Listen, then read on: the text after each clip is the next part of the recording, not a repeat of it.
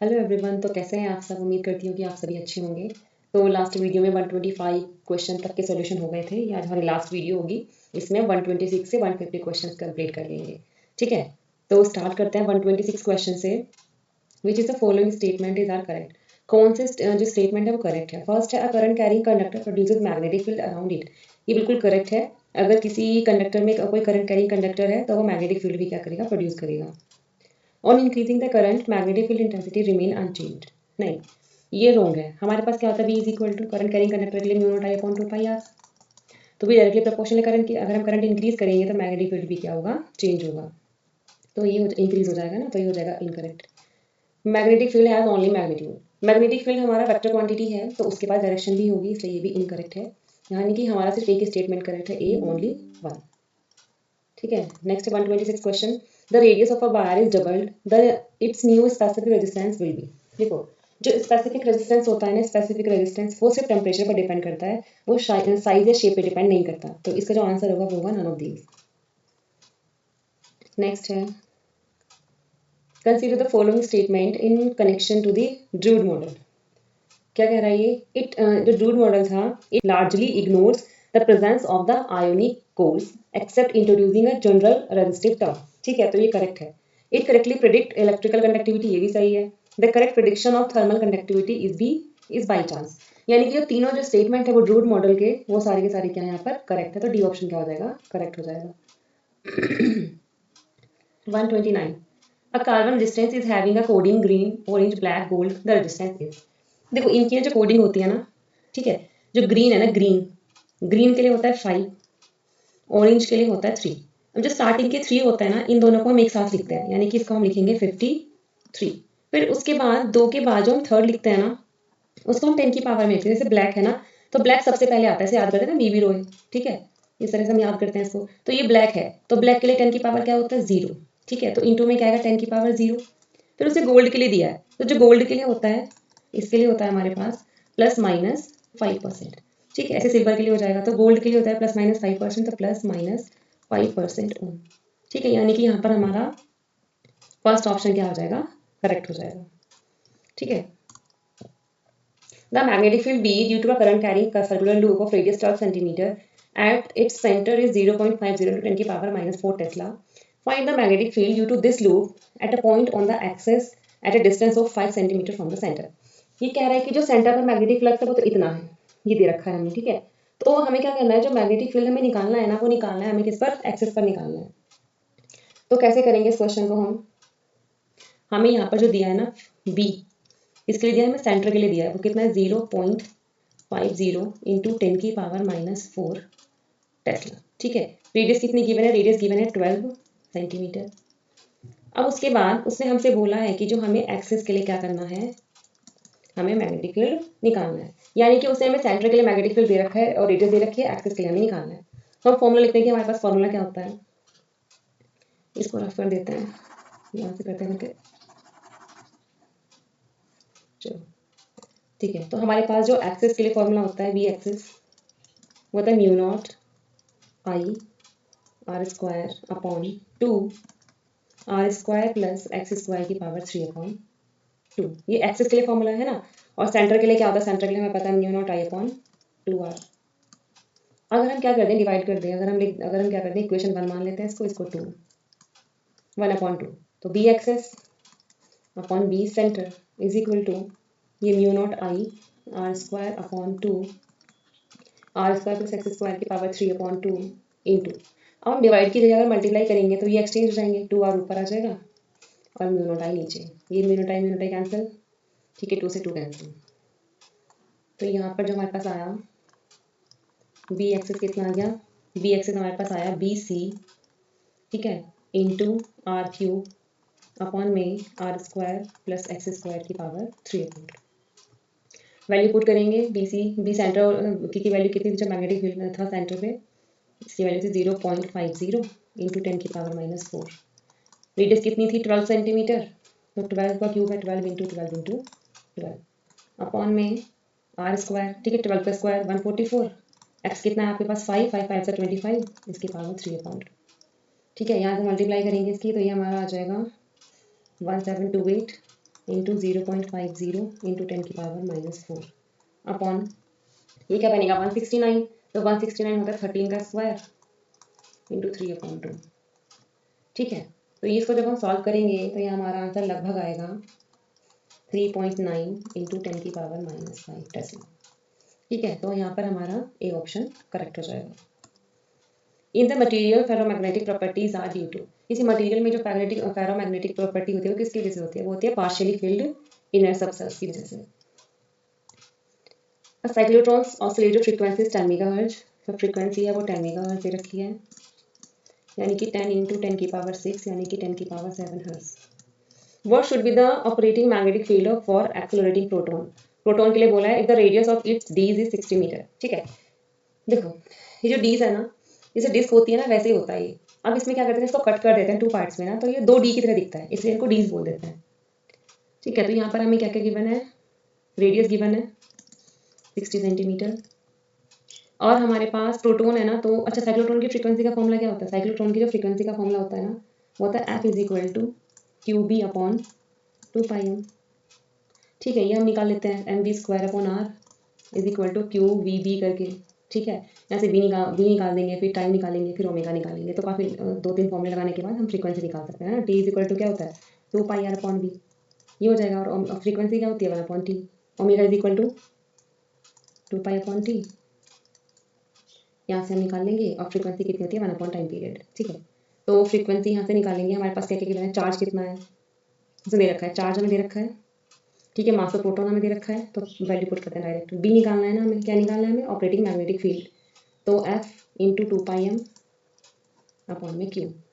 तो B = frequency होगी हमारी 10⁻7 इंटू 2 3.14 इंटू हमारे पास मास कितना है इसका 1.67 इंटू 10⁻⁻27 और अपॉन में Q है 1.6 इंटू 10⁻⁻19। ठीक है, इसको सॉल्व कर लेंगे तो लगभग आंसर आएगा हमारा 0.66 टेस्ला। ठीक है, बस इसकी कैलकुलेशन कर लेंगे तो लगभग ये आंसर हमारे पास आ जाएगा 0.66 टेस्ला। उसके बाद the main causes of energy losses in transformer में एनर्जी लॉस के क्या क्या कॉज है? कॉपर लॉस, ओमिक लॉस यानी कि एडी करंट लॉस और हिस्टैरिसीस लॉस, तो तीनों ही लॉस ट्रांसफार्मर में होते हैं, तो डी ऑप्शन इसका करेक्ट हो जाएगा। Find the magnetic field due to a circular coil of radius 0.1 meter and having 200 turns at the center of coil when the current circulating in its 500 milliampere। ठीक है, हमें यहाँ पे दे रखा है रेडियस है हमारे पास 0.1 मीटर, नंबर ऑफ टर्न्स है हमारे पास 200 और जो करंट है वो है 500 मिली एम्पियर, तो यानी कि 0.5 एम्पियर। ठीक है, अब हम यहाँ पर फॉर्मूला लगाएंगे। हमें पता है कि जो उसके लिए हमारे पास फॉर्मूला होता है सेंटर के लिए कितना होता है, μ0, नंबर ऑफ टर्न्स भी है ना, तो μ0I/2r, वैल्यू पुट कर देंगे डायरेक्ट आंसर आ जाएगा 200। μ0 की वैल्यू कितनी होती है 4π इंटू 10⁻⁻7, आई है 0.5, 2 इंटू आर है हमारे पास 0.1। ठीक है, ये कैंसिल हो गया, 2 से कटेगा, ये हो जाएगा हमारे पास 100, 4 इंटू 3.14 इंटू 10⁻⁻7 इंटू आर। ठीक है, इनकी मल्टीप्लाई करेंगे तो आंसर आएगा 6.28 इंटू 10⁻⁻4 टेस्ला, यानी ए ऑप्शन यहाँ पर करेक्ट हो जाएगा। A paramagnetic material is capped in a magnetic field. The field is increased till the magnetization become constant. If the temperature is now decreased, the magnetization। ठीक है, तो क्या कह रहे हैं कि जो पैरामैग्नेटिक मटेरियल है उसको किसी मैग्नेटिक फील्ड में रखा और फील्ड को इंक्रीज करते गए। ठीक है, टिल द मैग्नेटाइज, और जब तक मैग्नेटाइजेशन जो है उसका वो कांस्टेंट ना बन जाए। फिर अगर आप टेम्परेचर बढ़ाएं तो is now decrease the magnetization, तो क्या होगा, तो जो मैग्नेटाइजेशन है वो क्या हो जाएगा आपका, वो हो जाएगा कांस्टेंट, तो इसका आंसर होगा रिमेन कांस्टेंट। नेक्स्ट है हमारे पास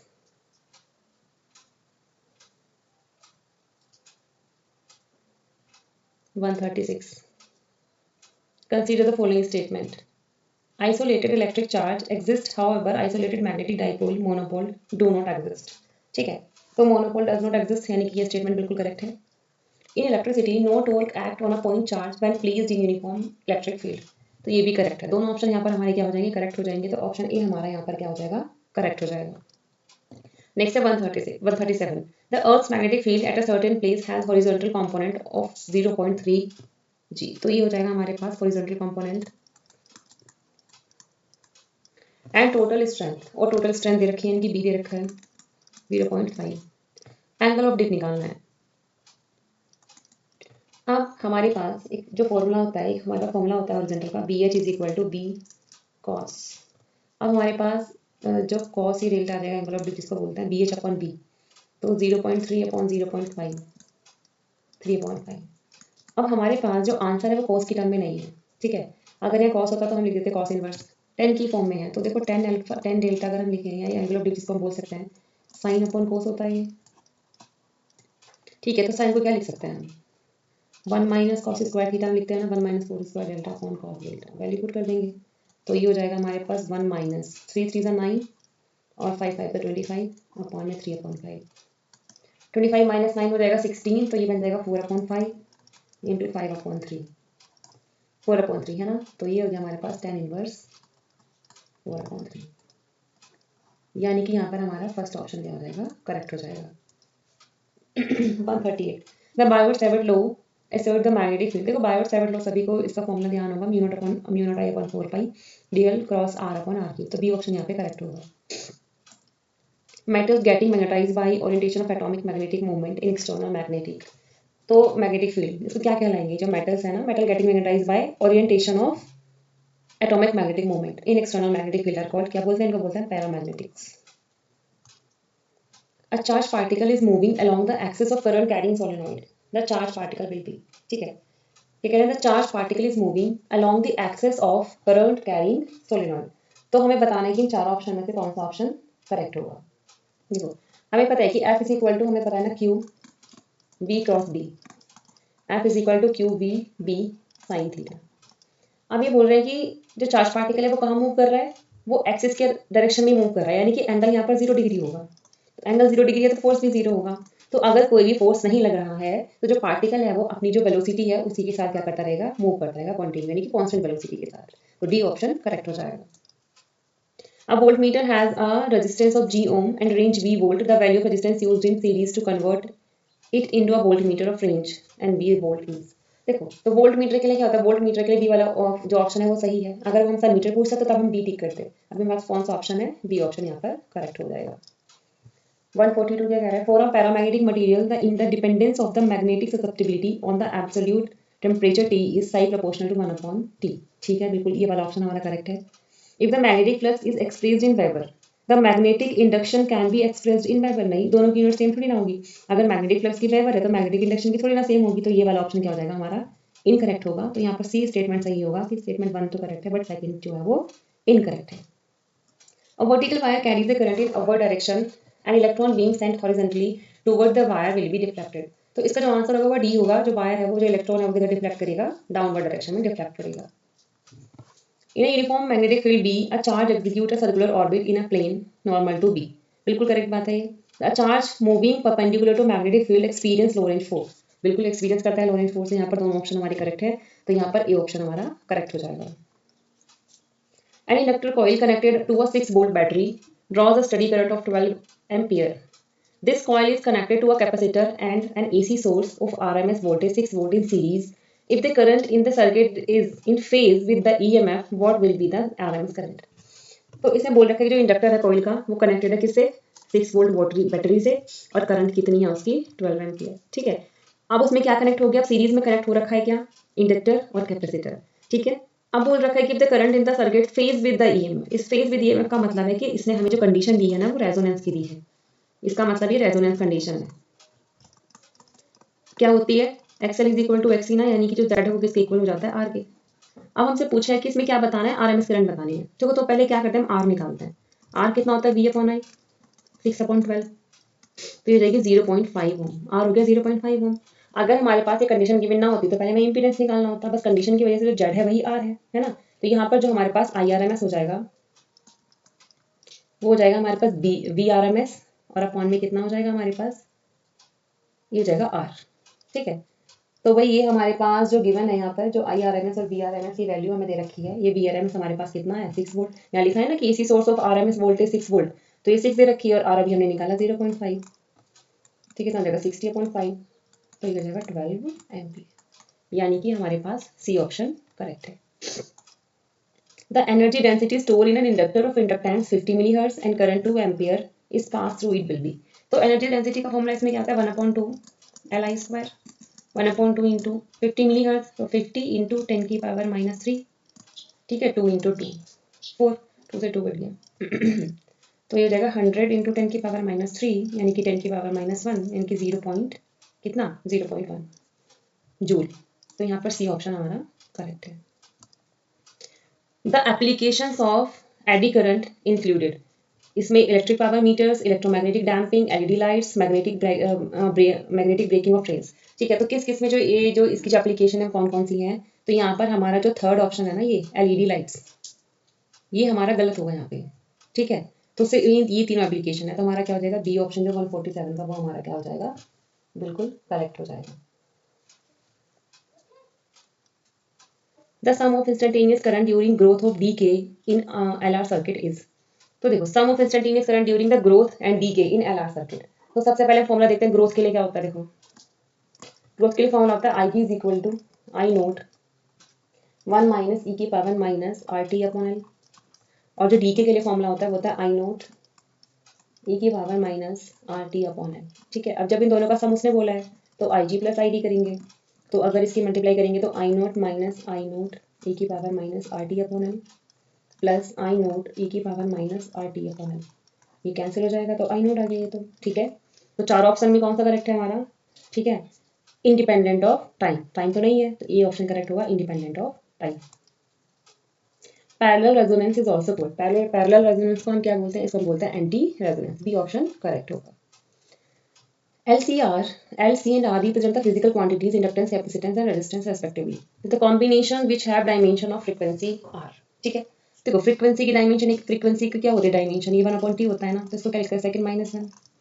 अब हम जब देखते हैं यहाँ पर एक चीज़ ध्यान रखेंगे, जो हेनरी है ना, तो जो हेनरी का फॉर्मूला है, हेनरी को हम लिखते हैं ओम इंटू सेकेंड, ठीक है, ये इसका फॉर्मूला होता है। अब देखो इनमें से अगर हम सी ऑप्शन को चेक करें, आप किसी ऑप्शन को चेक कर सकते हो, तो ये हमारा क्या है, आर क्या होता है हमारे पास, ओम, एल कितना है ओम इंटू सेकेंड, तो ओम से ओम कट गया 1/2 यानी कि सेकेंड इनवर्स, तो इसका मतलब यही हमारी क्या फ्रीक्वेंसी की यूनिट होगी, तो यहाँ पर हमारा सी ऑप्शन करेक्ट हो जाएगा, ठीक है। तो ये हमारा फर्स्ट पेपर, आज जो फर्स्ट पेपर का सोल्यूशन है वो कंप्लीट हो चुका है। अब हम करेंगे सेकंड पेपर का सोल्यूशन। तो अगर आपको वीडियो सही लग रही हो, इन्फॉर्मेटिव लग रही हो, ठीक है, तो आप क्या कर सकते हैं, वीडियो को लाइक और शेयर कर सकते हैं, और थैंक यू सो मच।